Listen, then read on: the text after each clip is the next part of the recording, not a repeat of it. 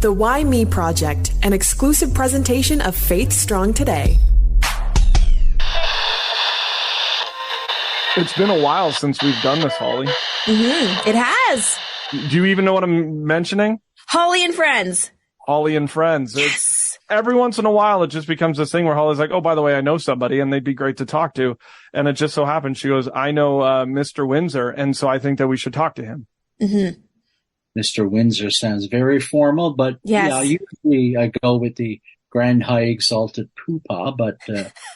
Windsor is enough, you know. So. Well, I always have a hard time calling my friends' parents by their first name because I just feel like there's this element of respect, like it's a Mr. Windsor. That's a good thing, but Mike will do. Okay. I'm all about being down to earth and mingling with the peons and philistines. So. The commoners. Thank you for blessing us today. We appreciate you. So, I think before we get into who you are, Mike, Holly, how do you know Mike? Yes, it's a great story because I had turned, I think it was 21, and all my friends were getting married. And I was like, I don't have any single friends. I need friends. Dear God, please send me a friend. And I really could use somebody who could relate to me, and I just need a good girlfriend. And so I'm sitting there at church. I'm in a pew, and a girl comes and sits next to me, and we were doing a play together with our youth, our young adult, actually. And it was Carly. And that was, I don't want to date myself, but, 20 years. Yeah, just a couple years ago. Ish. And then her and I became good friends. And so when I was visiting her in Newfoundland just a couple weeks ago, I got to chat with her dad, Mike. But obviously I met Mike before that. It was just through Carly. And it was Sherwood Park and just outside of Edmonton. And so I got to inherit extra parents, which was wonderful. Mike, we like to ask this skill testing question because we never know where it's going to go. And that is, who are you and where did you come from? Born in a wagon of a traveling show. My mama would dance for the Monday throw. Grandpa would preach a little gospel. I was born in Newfoundland in a place called Wesleyville and Bonavista Bay North, and it's 60 odd years ago. The odd being the operative word when it comes to me. And I didn't spend a whole lot of time there. I just spent 3.5 years before my father did make a decision to move elsewhere. In 1959, my father's biological mother and half-sister were in the Mojave in Lancaster, just north of LA, and Dad, they promised him a whole future out there. And they were very optimistic, and we were very optimistic for my father. My dad was in a wheelchair, basically paralyzed from the neck down from polio in 1949. And we drove to Gander and got on the plane and flew to New York and then flew to LA, where my grandmother and her third husband picked us up, and we went to live in a little back street in Lancaster. And then Dad saw an ad for a job, no pay. It was basically everything was paid for, but there was no cash involved. Okay. And he had a university trained degree, and he could do bookkeeping. He had done it before because we had some businesses and that. And it was for a lady by the name of Pancho Barnes. Okay. Pancho Barnes was a stunt pilot in early Hollywood. She flew in some of Howard Hughes's films. She raced against Amelia Earhart. Oh, wow. And won and lost. And about this time, people look at me when I'm doing this type of presentation to say, you are the biggest liar I have ever met. And he got the job, and there's 3 books about her. two movies, one, a Hollywood type of a deal. The other one's documentary. And as Valerie Bertinelli, I think that was the star that played Poncho. Oh, okay. In the Hollywood movie. And I haven't yet to see it. I only saw glimpses and I couldn't find the full thing, but she's portrayed in, what's the movie where they train the astronauts? And anyway, she's in one of those movies. The actor is in it. Okay. Right? Okay. Wow. So what was it like growing up in LA then? Well, I wasn't there long. It was, I have some vague memories of it. But most of my memories came from my mom and dad and my sister. If you're in California, when did you then go back to Newfoundland? Very interesting thing, and I do have a book almost finished. I've been saying that for 3 years. I do have a 5-minute documentary that's up about my father. And it's been seen by somebody here. They're from Ontario, actually, and they do production. So they wanted to chat with me when they get back from Europe about maybe looking at doing a movie or doing a screenplay, a biopic, something like that. So that's a long shot, but it's certainly a good message. Yeah. And I think that's what the why me part is all about. Because I go back before my dad, and my grandfather, biological grandfather, was a sailor in the First World War. And Johnny, he was on Q ships, or mystery ships, they were called. Q from Queensland, which is a town that's been renamed in Ireland now. But anyway, they would set themselves up as bait for the enemy submarines. Oh, wow. And they were tramp steamers. They looked like junk, but behind the tarps and everything, and they had guns. So the sub would surface or maybe fire the torpedo on just below. And this is easy pickings. We're going to sink this ship. Yeah. And when they would surface, bam, bam, bam, the tarps would go down. And one of the ships he served on, although he wasn't on it, was the first ship that used a depth charge to sink a submarine. And my grandfather joined the ship a few months after. But he was sunk twice, torpedoed and sunk twice. And Chess Miles was his name, and they gave him a break. They sent him back to that foreign country called Canada, because at the time Newfoundland was a country. And he went to Halifax, and it was great. He was on the Niobe, and he got there, and 8 days later, 2 ships decided to run into each other and almost wipe out Halifax. The Halifax explosion. He was blown off the ship. He still survived.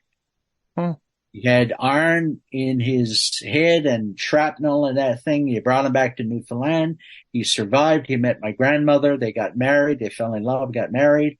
And he went, 2 of them had friends and family in Brooklyn. And he went to Brooklyn to work in the shipyard because he was an engineer, a ship's engineer. Yeah. And at that time, not 100% sure, but the shrapnel probably moved, and he had a brain bleed, and they got him to the hospital, but he died. And my father wasn't born. He wasn't born until 4 months later. But that's a very key part in the why me part. Because, why did that happen with my grandfather? And when I talk about him, I've never met him. I got pictures of him, but it just moves me because I love the man and I love what he did. And, and my father was born there, and my grandmother found it hard to take care of a single mom. So she brought him back to her family, her aunt and uncle in Newfoundland to raise. All very important things to know about the why me, because you got the line going through of that chance of why did this happen? So she brought him back to Newfoundland. The aunt and uncle that raised him, he died at 6. He died when Dad was 6. So Dad had no father, was sort of orphaned twice, and was raised by a very stern great aunt. But Dad was very smart. He finished the schooling he had when he was 15. They wouldn't let him into university. He was too young. He went back the next year. And when he went back, he got at 16 years old, if you had a picture of yourself on American soil, you retained your citizenship. So at 16, in one of the Navy bases here, Dad got his picture taken and maintained his American citizenship. All very important to the Why Me story. So he went out teaching. He got married. My mom and dad had my sister, Rosalie, and they were just heading out into life.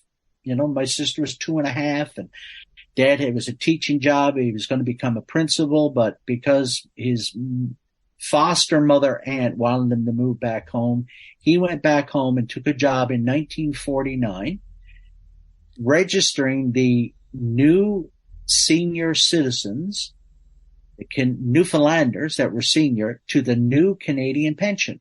Because, you know, and they would say, what? I'm going to get all that money, my son, you're crazy, and all that type of stuff, you know. And Dad would go from house to house and show them the paperwork and convince them and sign them up. And he was in a place called Glovertown, which is about 3 hours outside of St. John's and an hour or so from Westerville. And he caught the flu, or he thought it was. And maybe it was a fever or something, but he wasn't feeling well. And the next day, a splitting headache, a pain in his neck, starting to lose the strength in his legs. They got him up to the train station, which took him to the ships, the boat that would do the coastal thing. They brought him back to Westerville. By the time they got to Westerville, he could not stand. Wow, that's a short time. 2 men had to help him up the path. My mom saw him coming up through the kitchen window and said, "Oh my goodness," she said, "they got Bobby drunk." And my father hardly ever drank, right? You know, probably about the beer a month, right? Number one was because of the money and that part. But they got him in there, and the doctor came down. You remember this, I think it's fictional, I'm not sure. But when doctors used to visit people's houses, I think they made that up to make us feel better. But yeah, they went and visited Dad and checked it out and had to do some studying and said, Marion, my mom's name, Bobby, has polio. His whole body was shutting down. All the muscles weren't working. His diaphragm, his nails were turning blue because he wasn't getting the right oxygen.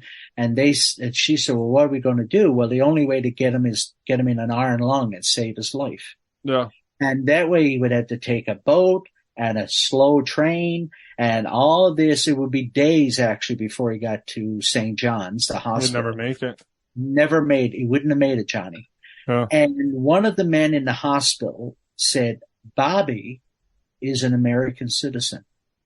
So they telegraphed Argentia, which is a naval base during the Cold War, just outside of St. John's. And they had this magnificent boat plane called the PBY. And they would be able to land in the water. They would look for submarines. They would do a whole gamut of stuff. But rescue was one of them. So they flew out and they told him, "We have an American citizen here dying. And if he doesn't get to St. John's, you know, he's going to pass on." Yeah. So they flew out, the 2 pilots, a nurse and a doctor. They got my father and mother, and Dad remembers when they took him down the steps to take him to the boat, they had to put a cloth over his mouth because any wind was taking the air right out of his lungs. Mm-hmm. It was just causing that vacuum. And and it was coming out, and he was fighting for every breath. And, they rode out, or they got I think they would call it a punt, with the pontoons or whatever. Like that, right? And they get him in the side of the ship. They passed him in the side of the PBY, and the doctor and the co-pilot took him, and they had a bunk there for him. And they got him hooked up, and I guess maybe oxygen, I'm not sure, but the sea was kind of rough because it was kind of rough getting out there. And they had a rocket booster in those planes that when they were trying to rise above the lop in the ocean and couldn't get enough speed, they'd kick in this rocket. And of course, when it kicked in, there was a couple of, one old woman especially, oh my goodness, this is killing Bobby, and now the plane is on fire and is exploding. But these are stories that were told me, right, by my father. Yeah. Yeah. So they got him to St. John's, got him in the Iron Lung, and he spent almost 4 years in the Iron Lung.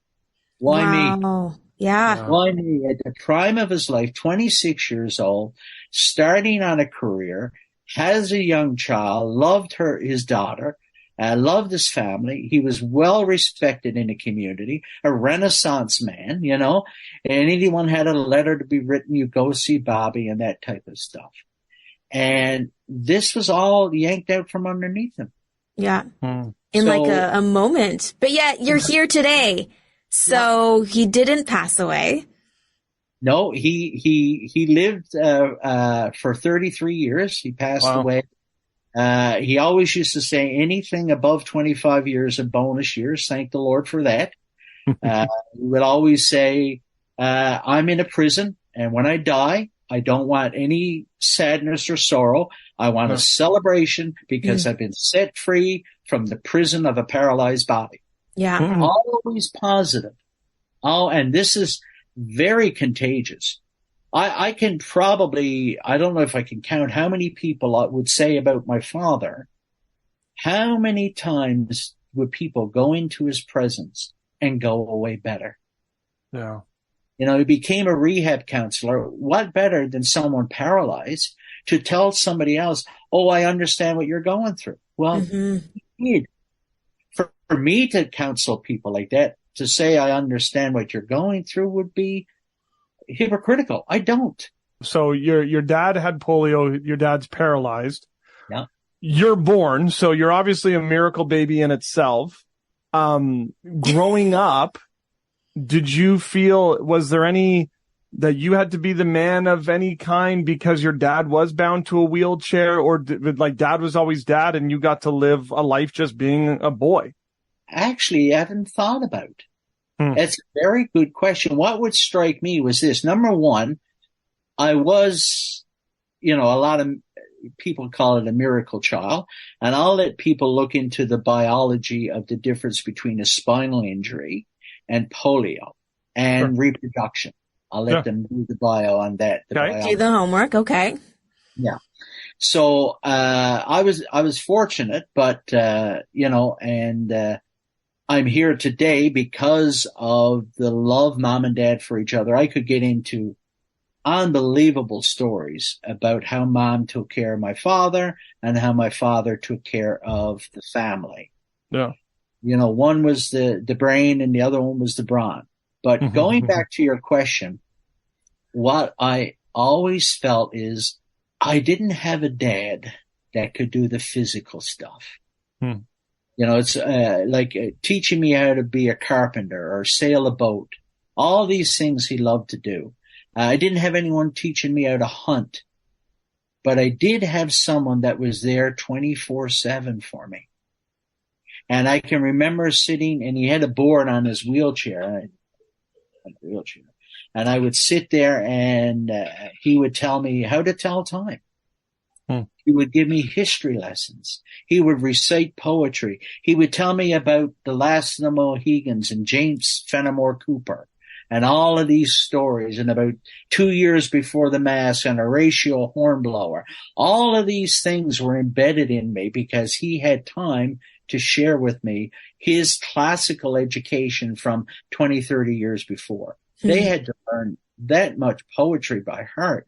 And I know a fraction of what he taught me, but it was just having that time. I dwell on that. Did I ever feel like I had to be the man of the family? When I got big enough, I had to do the physical part to help get dad out of the wheelchair and into the bed, or vice versa. Yeah. Mom would dress him and stuff like that, but would call me and say, Mike, come on in now. Your father's ready to get up. And I stand down by his feet and pull him down, and he would slide in the wheelchair, and we would lift him up and hook the back together. So yeah, that part of it was there, but I always remember, and I remember, like specifically climbing up on the board and him teaching me how to tell time. And at 16 years old, I should have known how to tell time, but Did you break the board? I didn't break the board. I get no respect around here. I get no respect. But it was just a totally different upbringing. There's so much I could tell, and I'm leaving a ton of it out, but he did get a job at the Newfoundland government with the Department of Health and Rehab. He met a lot of people. I grew up around people with disabilities. I grew up around people that could have whined and complained and given up, and a couple of them did, but most of them didn't. Most of them persevered. Most of them put it through. You just did what you had. And my father took one check in his life, and I think that was in the United States, to get the family, get gas to drive back to Newfoundland, because things didn't work out there. Living with no paycheck was not an easy thing. My sister would collect, soda bottles on the side of the highway to get her uniform dry cleaned. And, we were poor. We were poor. And my father would paint pictures. I don't think I got any here, but he would paint pictures with the brush in his teeth. I can still remember mixing with toothpicks, mixing the paint for dad. A little more yellow now, a little more. And he would paint with the brush in his teeth like that, and go downtown in front of Woolworth with the paintings down by his feet to try to sell them. And I think at times my sister would be embarrassed by the fact that we were that, and about the time the song came out, secondhand shoes, secondhand clothes, they all call me secondhand Rose. My sister had to deal with that. I was too young. I didn't realize it. I grew up in a storybook, living on a ranch, with horses. Yeah. Dad. So we got back here, and Dad was fortunate enough to win an award for his tenacity. Started a newspaper, at a restaurant. He had a restaurant and had a small store, and someone recognized it, gave him an award, and we moved in back to St. John's here. And because your dad was clearly a pillar in the community, his quote unquote disability didn't stop him at all. Like, he accomplished more, I think, with your mom and in their situation than what a lot of people accomplish who would not be needing a wheelchair or those kinds of devices. And that's a phenomenal legacy to lead. What did you take away from just reflecting on their lives and how they just had so much tenacity? When I tell this story, which is, my wife will tell you, it's daily, and I tell this story, something new pops up. And I remember having to teach a class about resilience and about love, and it came to my mind, my mom would pull over to rest stops going through the foothills of the Rockies on the way back, pull into a rest stop, and my father would have to use the washroom. And you get a man out and get him in the washroom, it's not feasible. So we had a car, the seats reclined quickly. She would recline him. She'd go back. There was a bag. She'd get the bedpan. And my sister would be taking care of me, and my mom would cover Dad's middle section with a towel, undo his belt, roll him over, pull his pants down, roll him back on the bedpan, and leave him be for whatever time. And then he would say, Mrs., come on back now, I'm done. And she'd come back and reverse everything, with cleaning them up and things like that, and then buckling them up and getting them sitting up straight.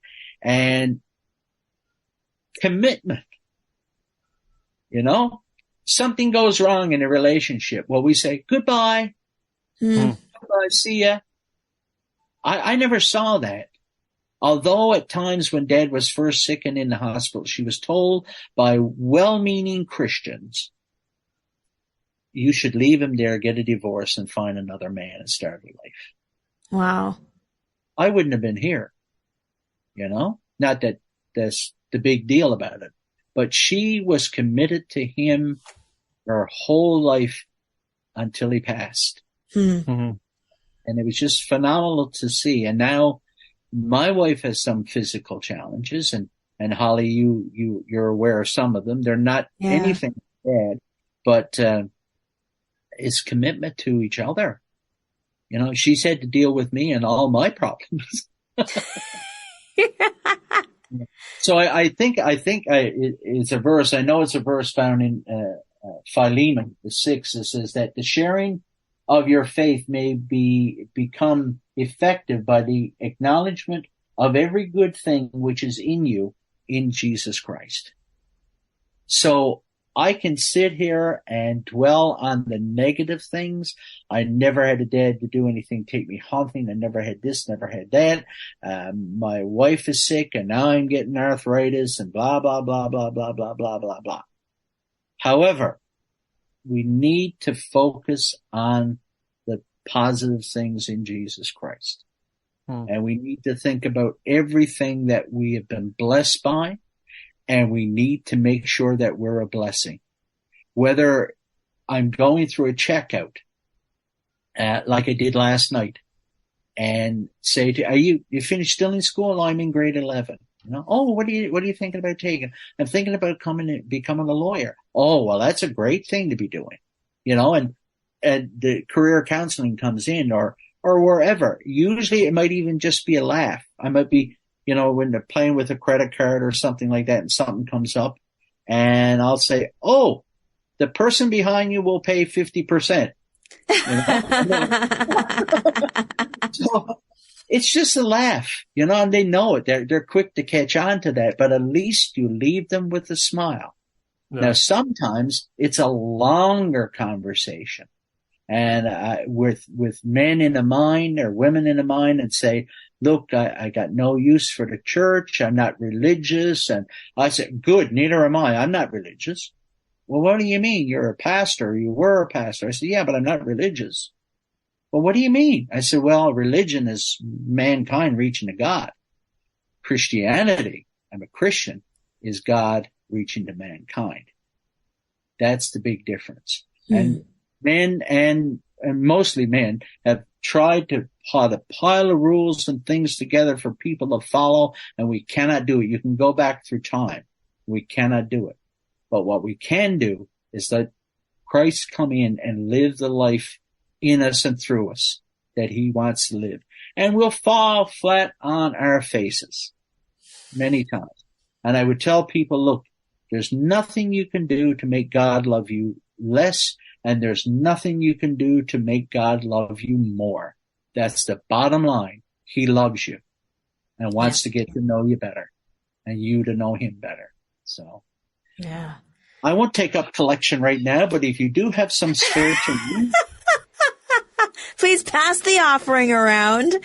But I'll throw it up in the air, and whatever comes, stays up is God's, whatever comes down is mine, right? Yeah, there you go. There you go.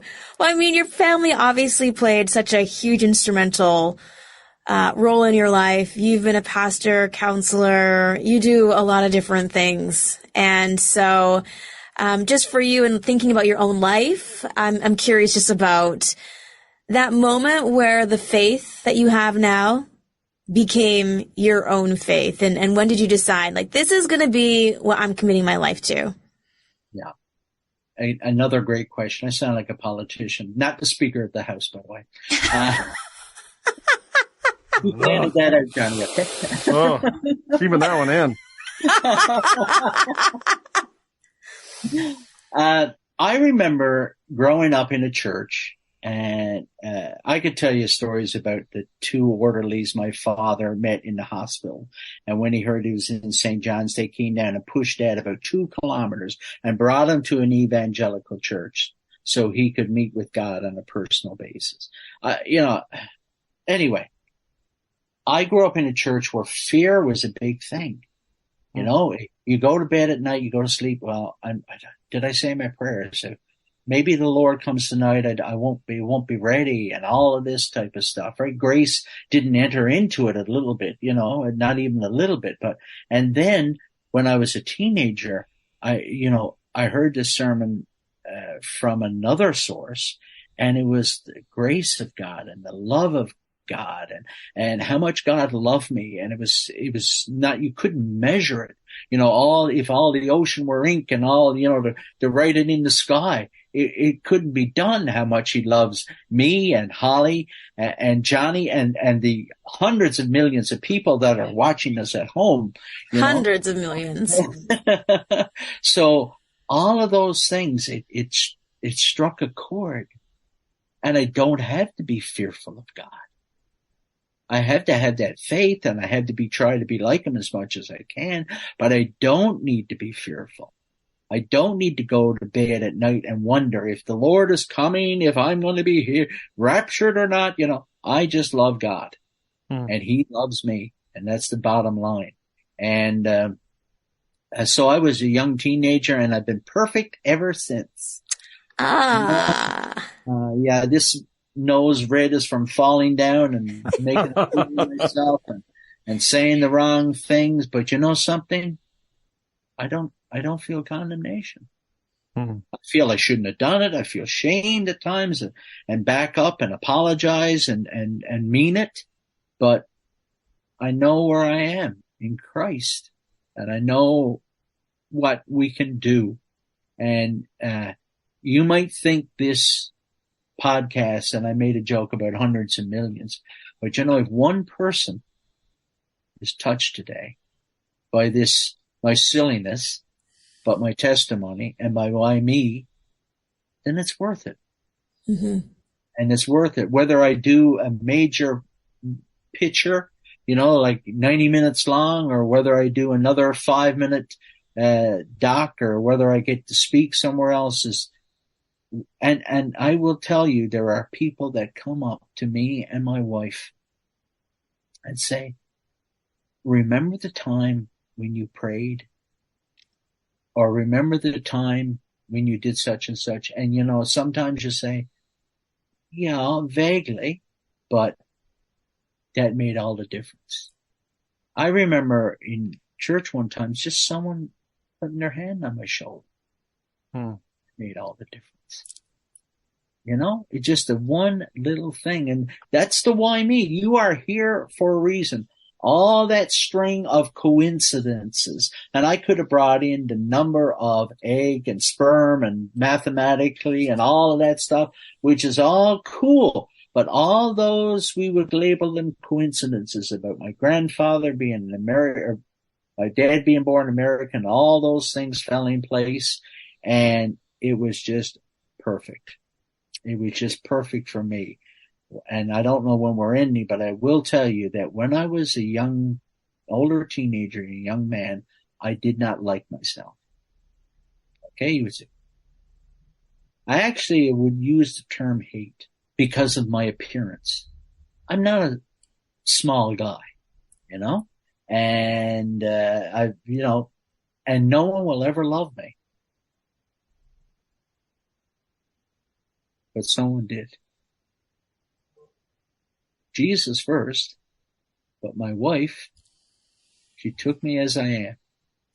She's been working 45 years trying to, no, it's not working. But she loved me, and I just can't get over that someone would love me. I have to see myself through her eyes, and see her, back and forth. But God has this image of us, and it's just fabulous. And, I just met Johnny, and I just feel that, the plan that God has for his life, and you're, Holly, you guys are doing a fabulous thing, an unbelievable great thing. And there's, for me to say, oh, there's more in store for you. Well, there may be, but something, what you're doing now is very, very effective, and get the message out there. You have an incredible 5-minute documentary that will hopefully be a full-length film at some point. Yeah. So excited to hear about your father, excited to hear about you. Your book, almost finished, 3 years now in the making. Hopefully we'll be able to hear the full finished product in the future. But Mr. Windsor, the Grand Poobah, my friend, thank you so very much for taking some time. Oh, you guys were awesome. Thanks for this opportunity. I think back to when we had an opportunity to talk with Carlos Herrera about his life and his father's legacy. And now we get to do it again with Mr. Windsor and hearing about his life and his father's legacy. Yeah, it's true. And what's beautiful is that he is also creating a legacy for his kids, for his grandkids. Yeah. It's cool to see how that happens. Yeah. And I think it's very important because of where we come from. And that's why we asked that question at the beginning, Holly. Who are you? Where did you come from? Because we all start from somewhere to get to where we are right now. And so it's amazing to hear the backstories of people's lives. Yeah. And to have a why me moment that's like, why am I even here? Like, I shouldn't be here. There was too many situations that the window of my existence could have passed. And yet here he is. No, it's amazing. Very, very cool. So it's not very often that we get a Hollie-and-friends, but I'm glad that we got to do this for this episode. Yes, it was so wonderful. A big thank you again to Mike for spending time with us to share his story, the story of his dad. And you can check out all of our stories as we have quite a few for you on our YouTube channel, on the different podcast platforms. We're on Facebook, Twitter, and Instagram. And then, of course, we're at faithstrongtoday.com, so check it out.